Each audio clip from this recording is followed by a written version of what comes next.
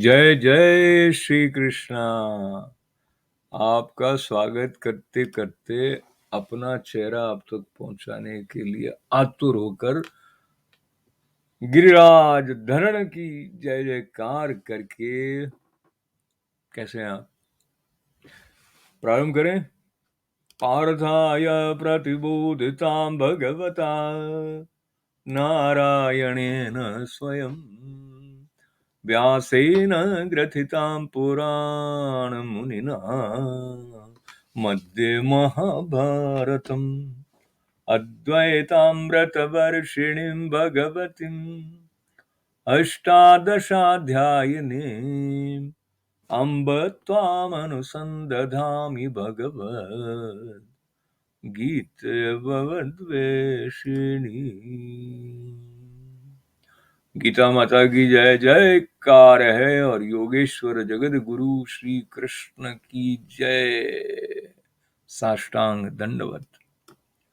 प्रारंभ करने से पहले बात ये है कि हमारा मन कहाँ है। ये प्रश्न तो फेसबुक भी पूछने लगे, व्हाट्स ऑन योर माइंड।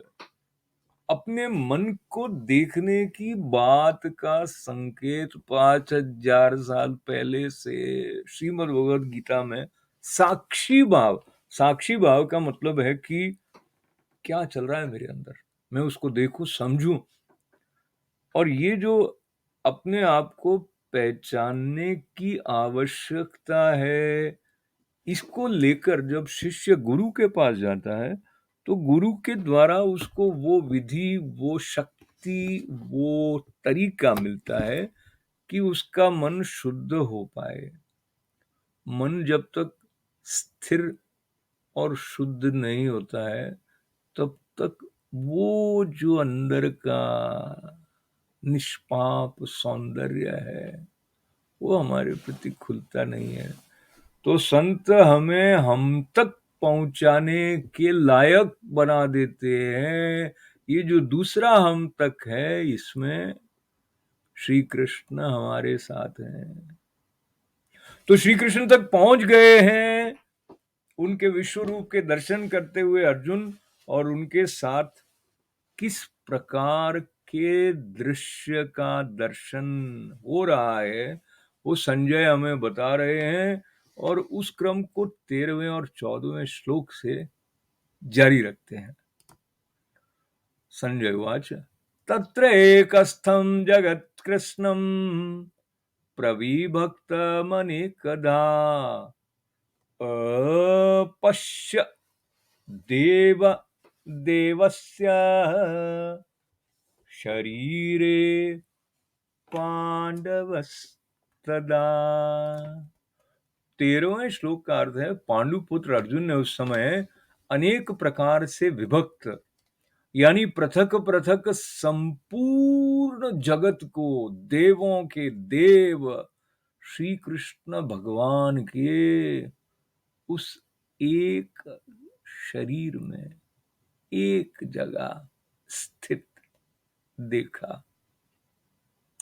14वां श्लोक भी इसके साथ साथ जुड़ा हुआ है। क्या कहते हैं? ततः स विस्मयाविष्टो हृष्टरोमा धनञ्जयः प्रणम्य शिरसा देवं कृतांजलिरभाषत। और उसके अनंतर वो आश्चर्य से चकित और पुलकित शरीर अर्जुन प्रकाशमय विश्व रूप परमात्मा को श्रद्धा भक्ति सहित सिर से प्रणाम करके हाथ जोड़कर बोला। तो अर्जुन क्या बोले हैं वो बात तो हम कल देखेंगे, पर ये जो 2 श्लोक हमने देखे इनके बारे में संत ज्ञानेश्वर क्या कहते हैं, उसका जो अंग्रेजी अनुवाद है उसमें से कुछ पंक्तियां मैं आपके साथ ज्यों की त्यों बांट लेने का मन बनाकर आया हूं आपकी अनुमति से, क्योंकि अनुवाद हिंदी में करने में भी मुझे लग रहा है कि कुछ खोया जा रहा है। पर जो 13वां श्लोक है उसमें तो मोटा मोटी ये कहा कि जो सर्वव्यापी का दर्शन है और वो ऐसा है कि जैसे कि समुद्र की लहरों पर कुछ बुदबुदे हों, कोई गंधर्व नगर हो, वो सब जो कि स्वर्गिक संगीतकार हैं, वो अचानक प्रकट हो गए, अचानक चले गए। इस प्रकार का जो स्वरूप है, जो मेरू पर्वत के पास अर्जुन को ऐसा ही लगा कि सब कुछ जो है वो एक कृष्ण भगवान के शरीर के अंदर उनको दिखाई दे गया। और जो 14वां श्लोक था ना, ततः स विस्मयाविष्टो हृष्टरोमा धनंजय, इस श्लोक के बारे में कहते हैं। और जो संत ज्ञानेश्वर हैं या जो संत महात्मा जिस प्रकार के सूक्ष्म स्तर पर ध्यान करते हैं और वो क्या क्या उनको दिख पाता है, इसका थोड़ा परिचय हमें इन पंक्तियों से मिलेगा। What little pulse of feeling still lingered in him, making him distinct from the universe, was at last silenced, and his heart too, all of a sudden, melted inward. Rupture of bliss rushed into his soul. Outside, the senses were benumbed. Hair stood on end all over his body from top to toe, like tender sprouts of grass shooting all over the surface of mountains washed by the outbreak of monsoons. And like the moonstone that moistens at the touch of moonlight, Arjuna's body was bedwet with drops of sweat. And as the lotus bud is made to sway to and fro over a sheet of water by the cluster of bees caught therein, in that way on Arjuna's visible body spread the thrill of the rushing of the wave of ecstasy of bliss.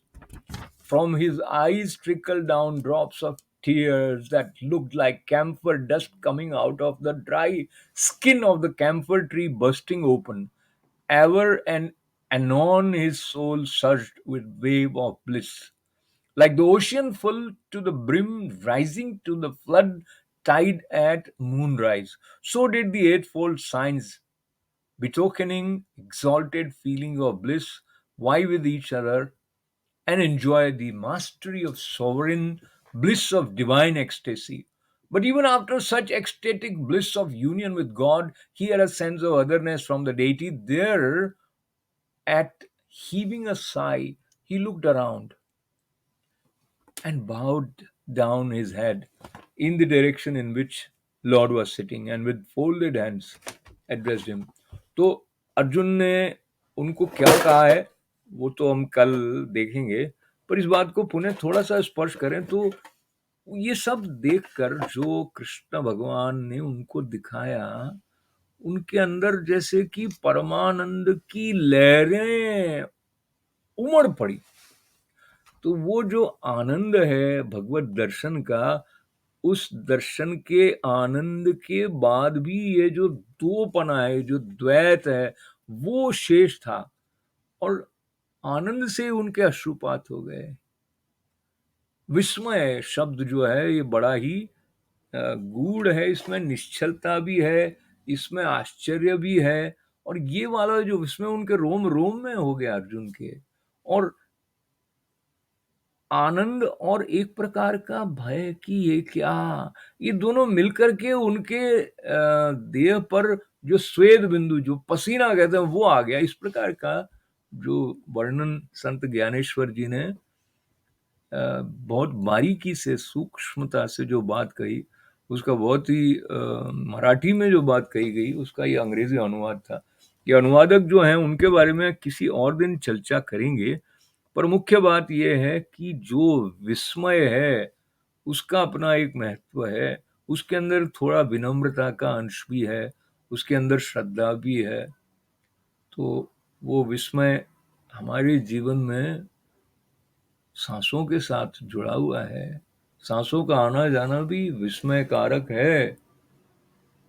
दिन उगना, रात आना, फूलों का खिलना, हवा का चलना, सूर्य भगवान के दर्शन, चंद्र भगवान के दर्शन, वाणी, कितना कुछ है जो विस्मय से भर देता है हमें। इन सब ऋतुओं का आना जाना, इस सब में वो एक है, उसका दर्शन करने से और ये जो हमारा विस्मय है इसका विस्तार हमारे लिए अपार आनंद के साथ जो तन्मय होने का भाव है उसको सदैव सुलभ करा देता है।